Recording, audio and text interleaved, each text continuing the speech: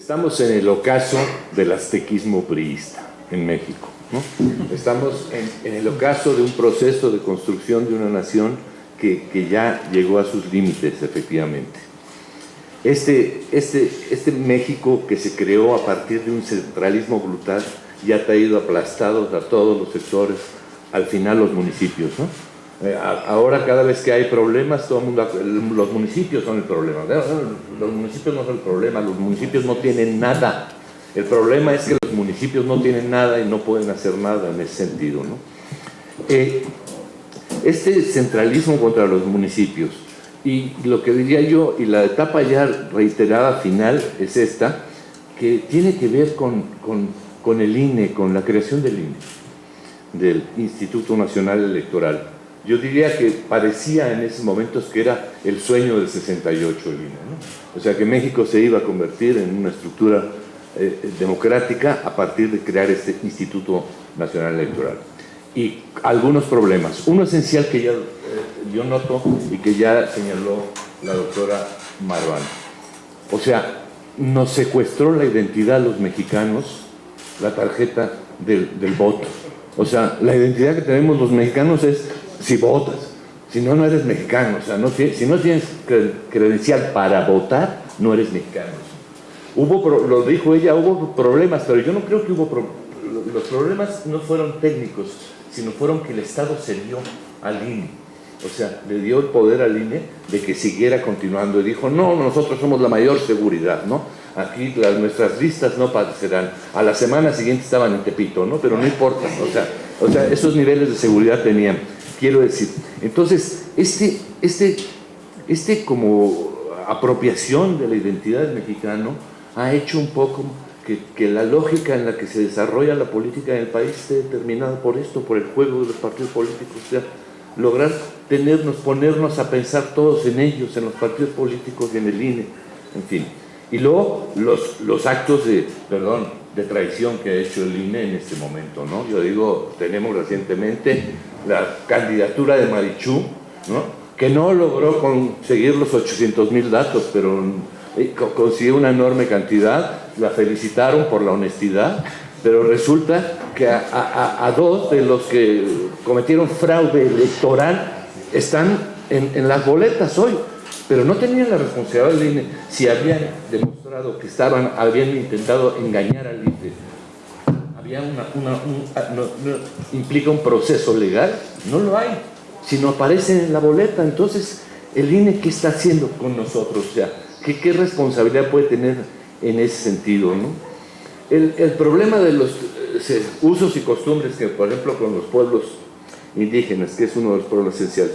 Primero, los usos y costumbres, o sea, es decir, el tomar las decisiones colectivas no vienen solo de los indígenas prehispánicos, ¿no? Sino son modelos creados contemporáneamente. Fue la reforma agraria la que creó los ejidos y las comunidades, la que determinó la elección de autoridades y la toma de decisiones colectivas por usos y costumbres en ese sentido. Normas que se pueden normalizar en ese sentido, pero no creamos.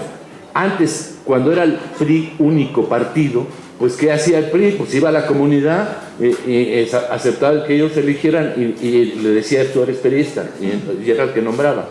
O sea, así se hacía. Ahora ha habido problemas.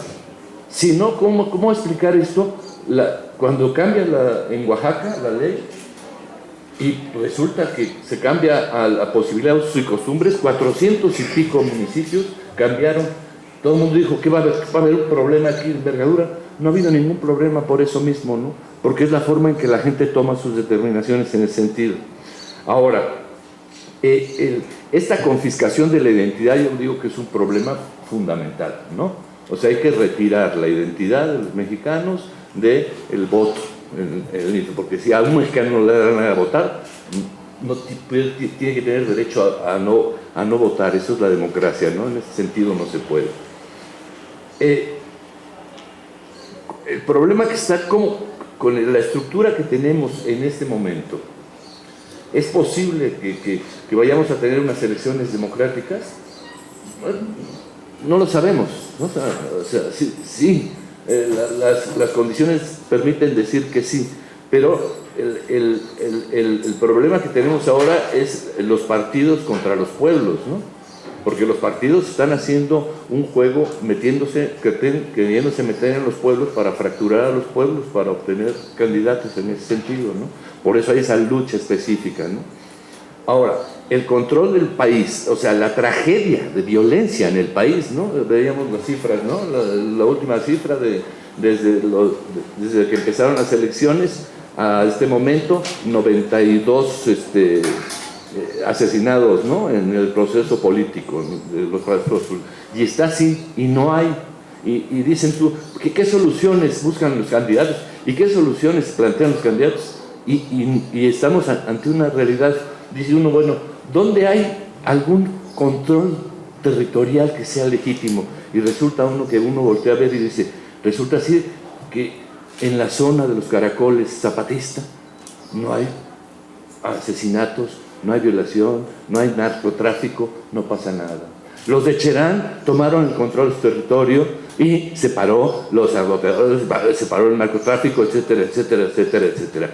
Ciertas zonas de Guerrero, las policías comunitarias tomaron el control, ¿no? Y eso. En estos tres casos han tenido que armarse prácticamente, ¿no?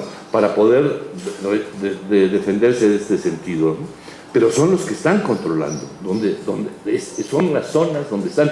Yo me acuerdo que a las policías comunitarias, esta última Navidad, en Barra Vieja, que está controlado por la Marina en Acapulco, que es una de las zonas peligrosas del narcotráfico, el comandante de la Marina mandó llamar a la policía comunitaria a decir si ellos controlaban Barra Vieja, porque ellos no sabían qué hacer.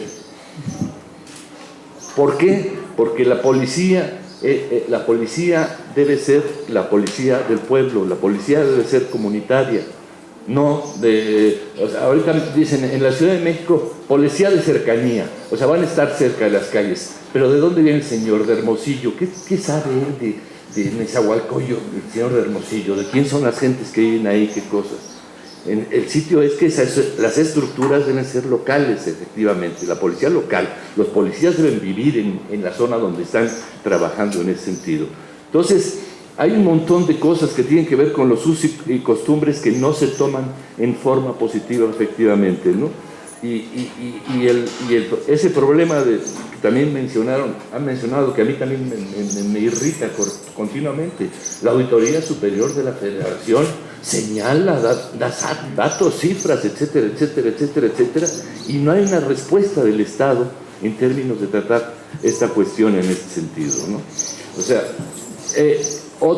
y nada más para no abundar más en este sentido, es decir, ¿dónde están los pueblos indígenas? Aparte de Marichú y el camino que hizo, etcétera, etcétera, ¿dónde están los pueblos indígenas en la propuesta de los candidatos? No existen. O sea, son como marginales, van a ser un tema que se va a tocar después. Es decir, cuando es el centro un poco de la lógica de la sociedad mexicana, de los problemas de la sociedad mexicana, del límite profundo de la tragedia, de la pobreza, del hambre, en fin, y no están en el tema de nuestros candidatos en este momento. Es otra vez, ¿no? Otra vez pasó el proceso electoral, ni siquiera se habló de ellos, ¿no? Marichú la despreciaron y se acabó. Entonces, a mí lo que me preocupa es, tenemos muchas leyes, pero ¿quién las aplica esas leyes, ¿no? O sea, ¿cómo cambiamos la lógica de que los ciudadanos exijamos las leyes? Es lo que decía el doctor Marrón. O sea, no son dádivas del Estado, son derechos que tenemos como ciudadanos, la educación y la salud.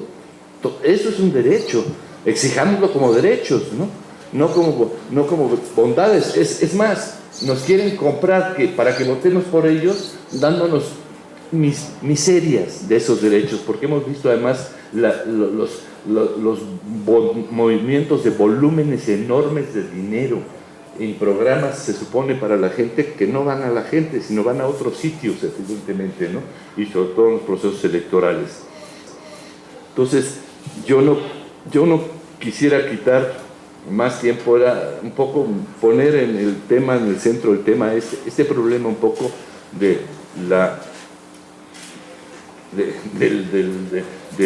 yo lo que le digo, la subordinación de nuestra identidad a la tarjeta del voto, que se convierte en intercambiable, ¿no? La cambio por una de Soriana, y ahí eso se convierten en tarjetas intercambiables, las del voto, en ese sentido, ¿no? Entonces, finalmente diría yo, ojalá y podamos cambiar en este próximo cambio y empezar un México nuevo, ¿no? Que tiene que ser nuevo en muchos aspectos. Muchas gracias.